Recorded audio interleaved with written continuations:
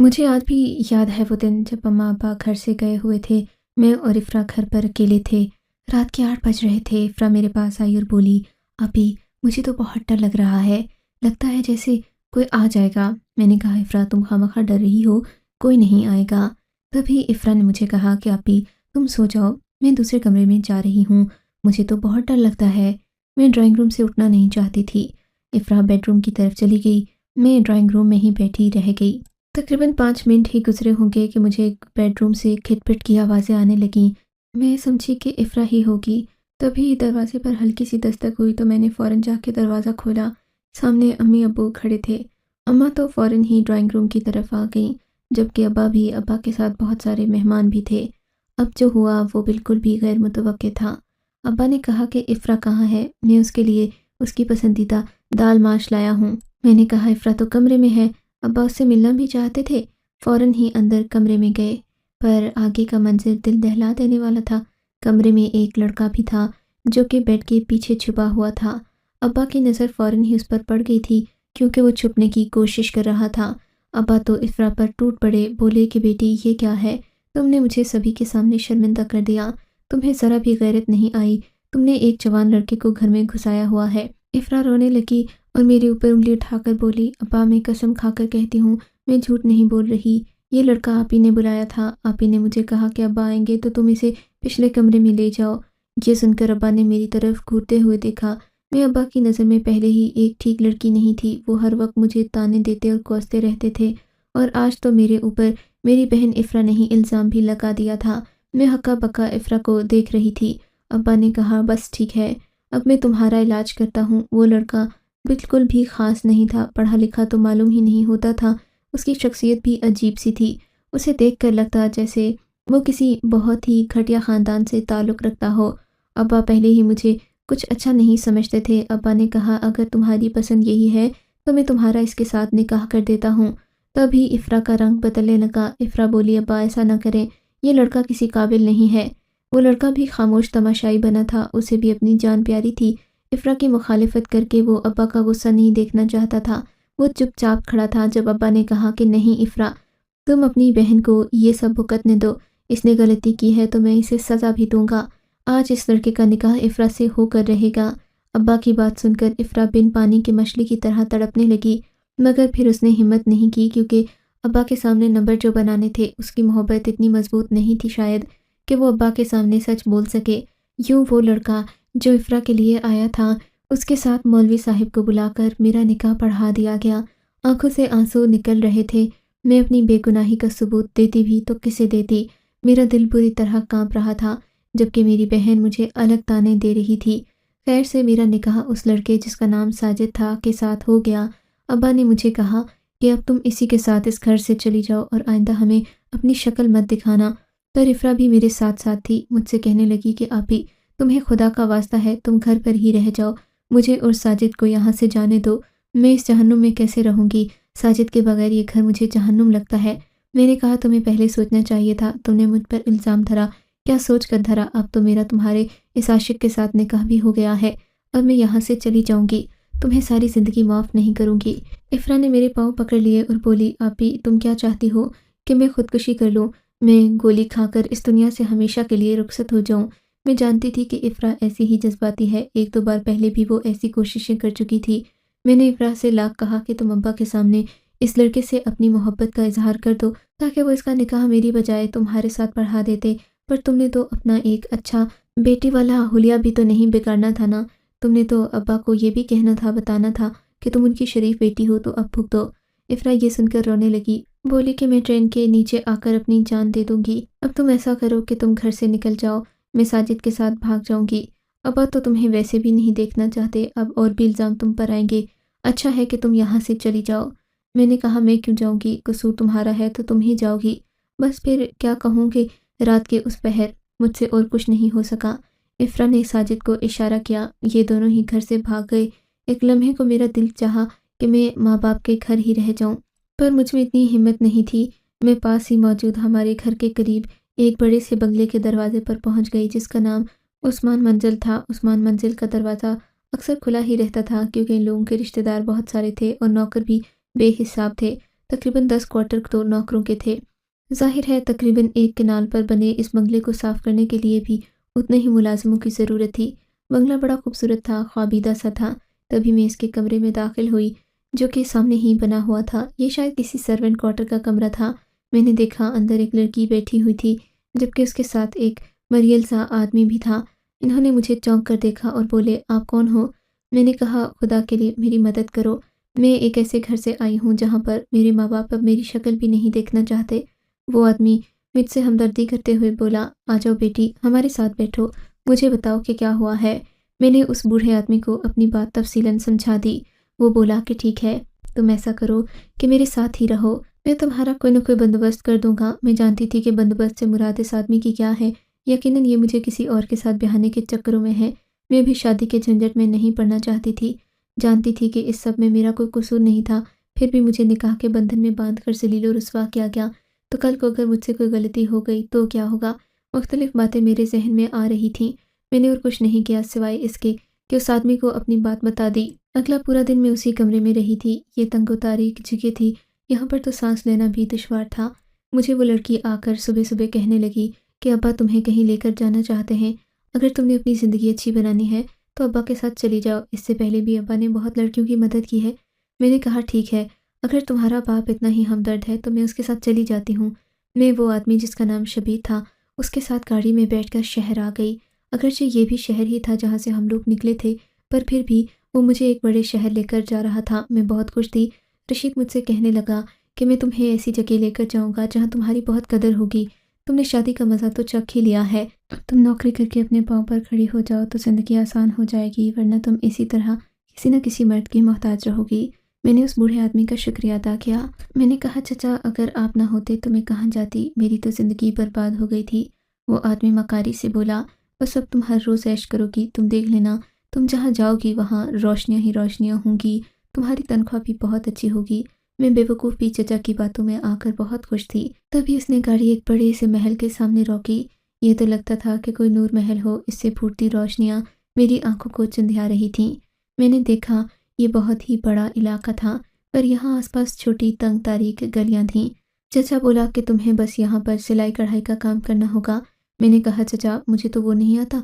बोला कि वो तुम्हें यहाँ सिखा भी देंगे। देखो, यहाँ तो सारी लड़कियाँ ही हैं। मैंने देखा वाकई दरवाज़ों खिड़कियों पर औरतें ही औरतें थीं। मैंने कहा, यहाँ कोई जश्न है क्या? सब औरतें खिड़कियों और दरवाज़ों पर ही मौजूद हैं। बोला कि हाँ, आज इनकी बड़ी माँ की सालगिरह है, इसीलिए लोगों ने यहाँ बहुत ज़्यादा रोशनी कर रखी है। मुझे समझ नहीं आ रहा था कि ये कौन सी जगह है, चचा मुझे यहाँ क्यों लाया है, पर वो मुझे उस घर के दरवाजे पर छोड़कर खुद चला गया। मैं अभी दर दर देख ही रही थी कि एक लड़की आई जो कि किसी मर्द से कम ताकत नहीं रखती थी। उसने मुझे घसीट कर अंदर लाया और बोली, यहाँ बैठ, तुझे मालकिन के सामने पेश करती हूँ। उस लड़की का लहजा अजीब सा था। उसने कपड़े भी बारीक पहने हुए थे जिससे उसका जिस्म साफ नज़र आ रहा था। गहरा काजल और होंठों पर लाल लिपस्टिक। मुझे वो बहुत बुरी लगी थी। सोचा कि चलो आइंदा इससे दोस्ती नहीं रखूंगी। एक बार इसने बस मुझसे बात कर ली, वरना तो अम्मा कहती हैं ऐसी लड़कियों से दूर ही रहना चाहिए। मैं हैरान थी कि यहाँ पर सब लड़कियों ने ऐसे ही बारीक और बेहुदा कपड़े पहन रखे थे। खैर, अब मैं अपने कमरे में थी जबकि वो औरत आ गई, मेरे सामने आकर बैठी। मुझे देखते ही उसने अपने होंठों पर जुबान फेरी। उसकी जुबान काली स्याह थी, होंठ भी काले थे पर लिपस्टिक की लाली में छुपे हुए थे। बोली कि तू तो बहुत ही ज़बरदस्त माल है। मैं उसके मुंह से माल का लफ्ज़ सुनकर हैरान रह गई। मैं कोई सब्जी तो नहीं थी जो वो मुझे माल कहकर मुखातिब कर रही थी। मैंने कहा, क्या मतलब? बोली कि ज़्यादा भोली न बन।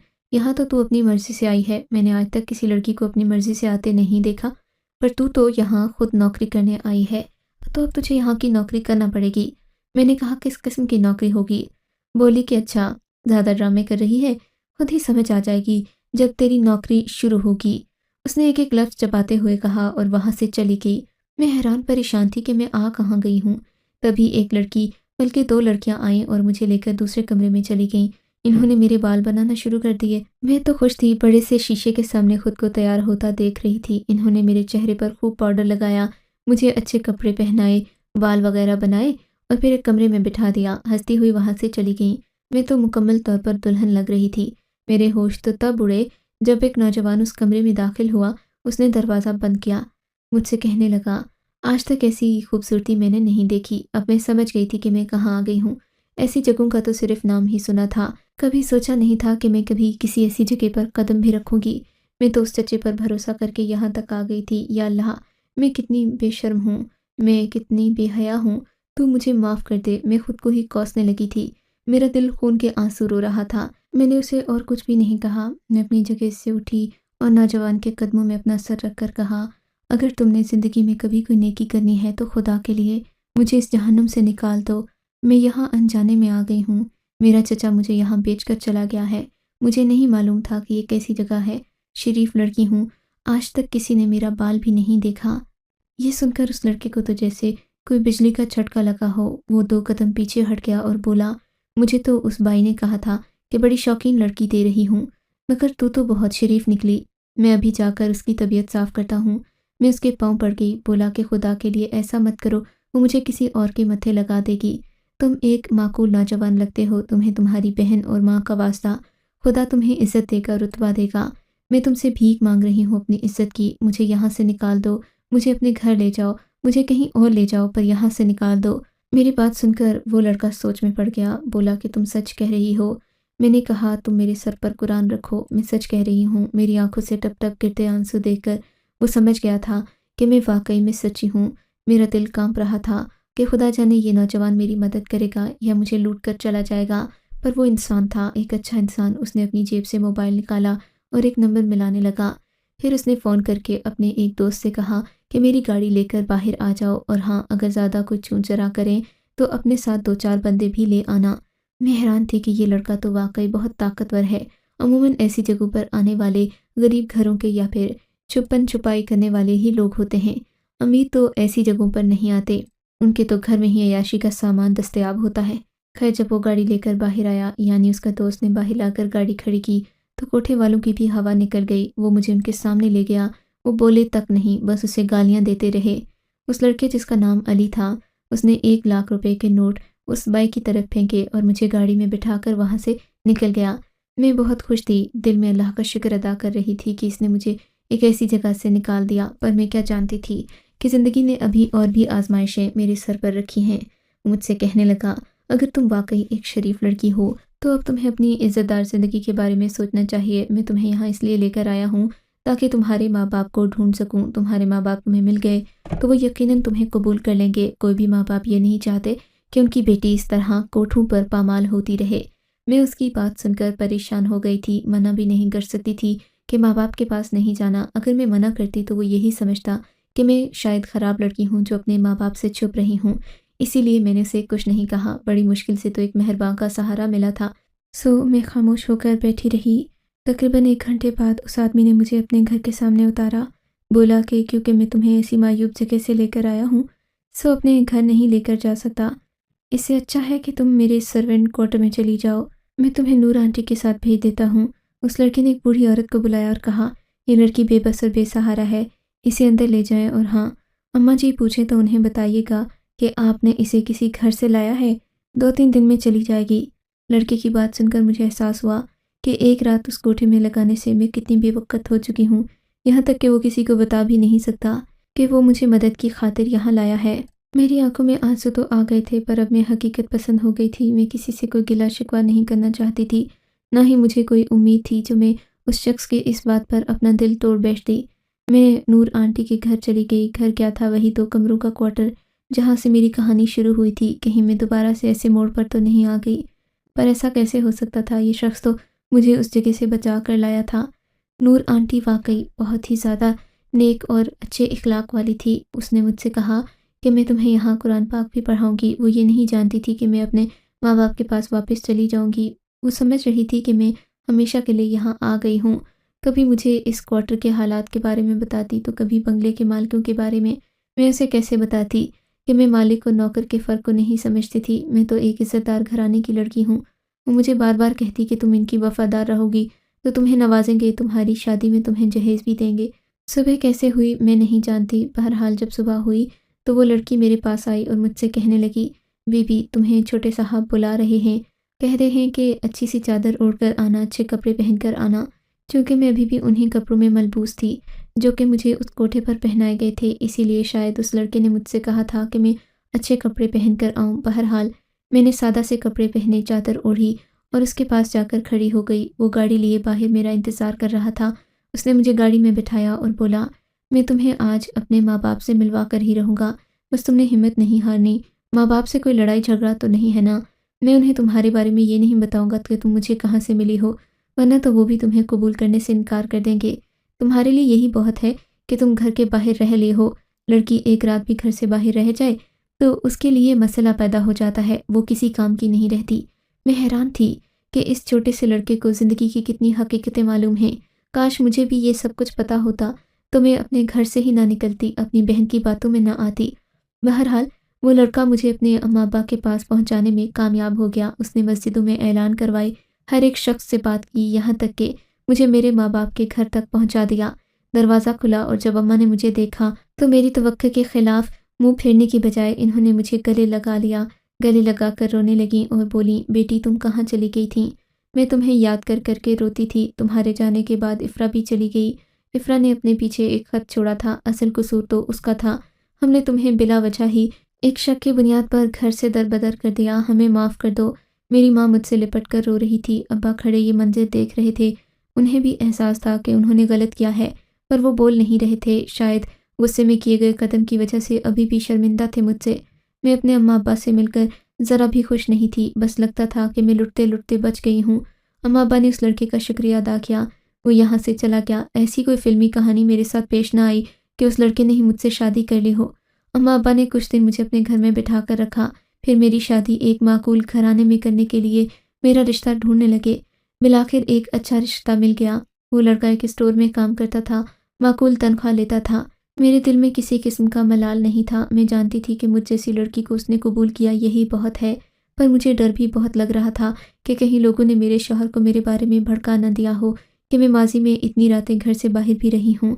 میرا شوہر حیدر بہت ایمان والا انسان تھا، اس نے مجھے اتنی محبت دی کہ میں سارے دکھ درد بھول گئی۔ افرا کا آج تک معلوم نہیں ہو سکا کہ وہ کہاں رہتی ہے، لیکن ایسے میں میرے دل پر ایک بوجھ جو سب سے بڑا وہ یہ کہ میرا پہلا نکاح تو افرا کے شوہر کے ساتھ ہوا تھا، دوسرا میرے اپنے شوہر کے ساتھ۔ افرا کا شوہر بھاگ گیا، پیچھے میں اکیلی رہ گئی۔ ایسے میں میری شادی جب حیدر سے ہوئی تو کیا وہ نکاح ختم ہو جائے گا؟ میں اس سلسلے میں اتنی پریشان ہوں کہ بتا نہیں سکتی، کیونکہ کہنے کو وہ بھی میرا شوہر تھا، اس کے ساتھ میرا نکاح ہوا تھا، پر پھر حیدر کے ساتھ بھی میری شادی ہو گئی، تو اب میں کیا سمجھوں کہ میں کس کی بیوی ہوں؟ کہیں مجھ پر کوئی گناہ تو نہیں ہوگا؟ اگر گناہ ہوگا تو میں اس کا کفارہ کیسے ادا کروں؟ اور ایسے میں مجھے کیا کرنا چاہیے؟ مجھ پر کیا حکم ہے؟ اگر آپ میری کہانی پڑھ رہے ہیں تو مجھے اپنی رائے سے ضرور آگاہ کیجیے گا۔